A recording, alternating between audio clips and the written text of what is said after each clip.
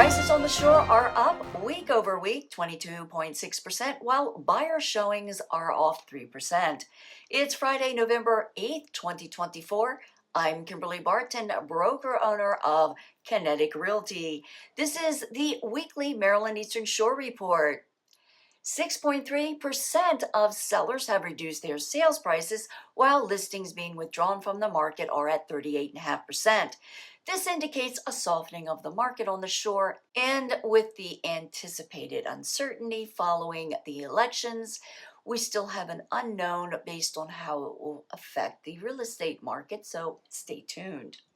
Active inventory for sale remains consistent at 1,845, while coming soon properties dropped to 99. New contracts fell by 2 to 164, going under contract in 28 days. 157 homes settled at 96.4% list-to-sold ratio with a days on the market of 30. That's higher than it has been in the recent past. Lease inventory remains at 140 for rent at $2,100 median per month. And that's a wrap for this week's Maryland Eastern Shore Report for Friday, November 8th, 2024. Thanks so much for tuning in. Enjoy your weekend. I'll see you next week. Take care.